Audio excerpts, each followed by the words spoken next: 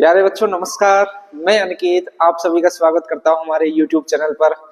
बच्चों, बहुत सारे बच्चों के मन में ये जरूर चल रहा होगा कि तैयारी अब कैसे करें। 4 महीने बचे हुए हैं, कितना हम स्कोर लेके चले कि भाई हम इसमें सिलेक्शन सेफ रहेगा हमारा या फिर नहीं रहेगा। उसी के बारे में आज हम चर्चा करने वाले हैं। यहाँ हम बात करने वाले हैं कि पिछली बार जो कट ऑफ रही है वो क्या रही है और इस बार हमको उस कट ऑफ से कितने नंबर ज्यादा लेके आए कि हमारा सिलेक्शन सेफ रहे। तो इसी के बारे में आज चर्चा करने वाले हैं। दोस्तों, वीडियो स्टार्ट करने से पहले अगर आपने हमारे चैनल को सब्सक्राइब नहीं किया तो चैनल को सब्सक्राइब जरूर कर लेना और बेल आइकन को जरूर दबा देना। चलिए वीडियो स्टार्ट करते हैं। तो सबसे पहले मैं आपको थोड़ा सा बता देता हूँ, स्टेप बाय स्टेप हम चलते हैं। सबसे पहले बता देता हूँ कि कौन कौन इसमें फॉर्म भर सकता है, एलिजिबल कौन कौन है, एलिजिबिलिटी देख लेते हैं। तो सबसे पहले ये बता देते हैं भरना कौन कौन है। एक तो 12th पास। अब 12th पास में भी कौन, जो साइंस स्ट्रीम से हो, जिसके पास पीसीबी हो, फिजिक्स केमिस्ट्री और बायोलॉजी हो, और जिसके पास मैथ हो, साथ में जिसके पास एग्रीकल्चर भी है वो भी इसको फॉर्म को भर सकता है। अभी मैं बात कर रहा हूं सिर्फ साइंस की लैब असिस्टेंट के लिए। साथ में अगर आपके पास ज्योग्राफी भी है तो आप भी लैब असिस्टेंट की तैयारी कर सकते हो। दूसरी अगर मैं बात करूं आपके पास एज लिमिट क्या होनी चाहिए, तो आपकी एज लिमिट होनी है 18 से 40। यहां पर रूल जो रिलैक्सेशन का जो रूल है उससे आपको 5 ईयर या 10 ईयर जो भी है वो आपको यहाँ पर रिलैक्स मिल जाएगा। आगे अगर मैं बात करूं कि अगर जो विद्यार्थी अभी 12th में है वह भी इस फॉर्म को भर सकता है।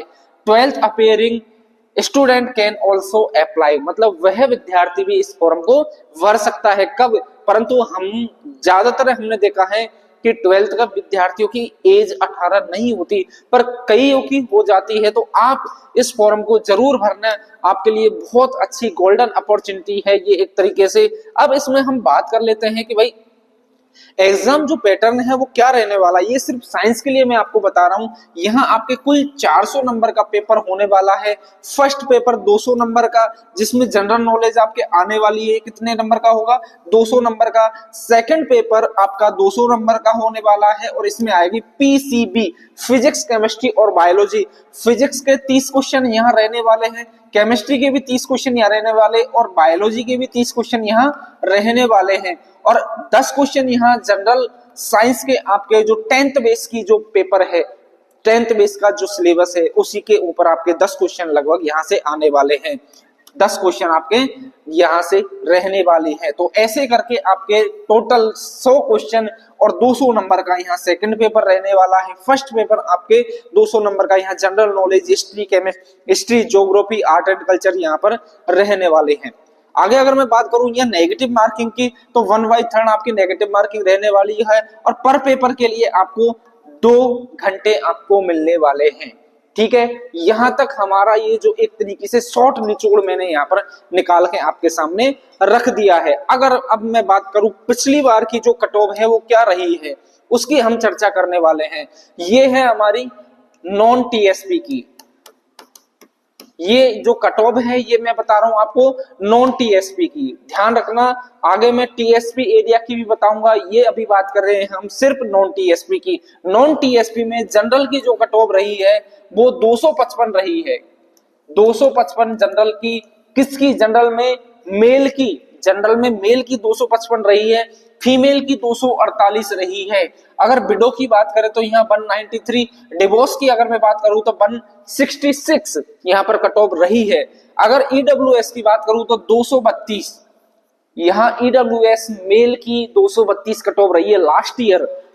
ठीक है, अगर मैं फीमेल की बात करूं तो सेम 232.94। अगर आगे मैं एससी कैटेगरी की बात करूं, यहाँ जनरल मेल की 215.3, फीमेल की अगर मैं बात करूं तो 206.3077। अगर मैं यहाँ एसटी की मेल की अगर बात करूं तो 198, लगभग 50%।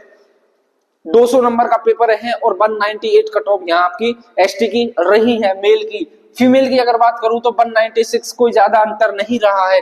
विडो में और डिवोर्स में यहाँ कोई बैठे ही नहीं या फिर यहाँ पर कोई कैंडिडेट एलिजिबल नहीं हुआ। ओबीसी की अगर मैं बात करूं तो जनरल मेल की 246, यहाँ और यहाँ ज्यादा अंतर नजर नहीं आया है। ध्यान रखना, ईडब्ल्यू वो जनरल, ईडब्ल्यूएस और ओबीसी में कोई ज्यादा अंतर नहीं है। फीमेल की भी बात करूं तो यहाँ 237 है। एमबीसी की अगर कैटेगरी की बात करूं जनरल मेल की तो 228 है। फीमेल की अगर बात करूं तो 210 है। ये है लास्ट ईयर की कट ऑफ। अगर अब आपको कितना स्कोर शेप लेकर चलना है उसके बारे में मैं बता रहा हूं। लगभग अगर जनरल में हो तो आप कम से कम 290 प्लस लेकर आप अगर चलोगे तो आप सेफ रहोगे और आपका सिलेक्शन पक्का है। कितने? 290 प्लस नंबर अगर आप लेके चल रहे हो। अगर मैं बात करूं ईडब्ल्यूएस की तो यहां लगभग 270 नंबर आपको सेफ माना जा रहा है। कितने नंबर?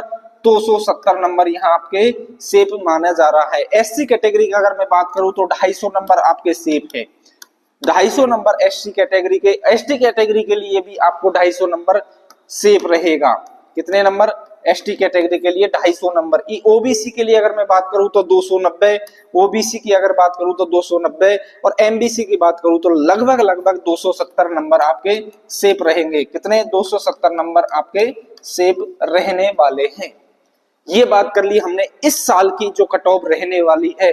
तो इतने ही नंबर आपको लेके चलने हैं, ठीक है, तब जाके आपका सिलेक्शन पक्का माना जाएगा। अगर मैं यहाँ टीएसपी एरिया की बात करूं, ये हम जो बात कर रहे हैं ये अब टीएसपी एरिया की कट ऑफ की बात कर रहे हैं।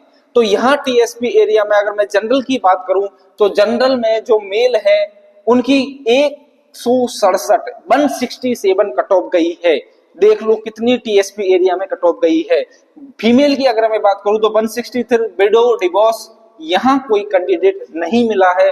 एससी कैटेगरी की अगर मैं बात करूं तो 146 और फीमेल में भी 146। एसटी की बात करूं तो यहाँ जनरल और फीमेल दोनों में, मेल और फीमेल दोनों में सेम गई है 142।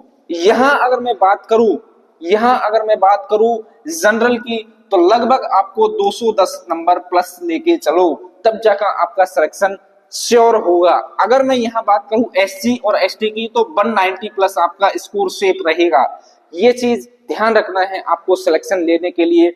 कई बच्चों के मन में ये डाउट होता है, पढ़ भी रहे हैं कि सर हमको कितना स्कोर सेफ लेकर चलना है, तो आज मैंने ये सारी चीजें आपको बता दी है। तो ये आज की वीडियो हमारा जो पिछले कट ऑफ है और इस साल कट ऑफ क्या रहने वाली है इसके बारे में आज की वीडियो ये रहे हो गई। तो आपको अगर वीडियो पसंद आई तो चैनल को लाइक, शेयर और सब्सक्राइब जरूर करना। और कोई भी अगर आपको डाउट हो तो कमेंट बॉक्स में कमेंट करके जरूर पूछ सकते हैं। थैंक यू दोस्तों।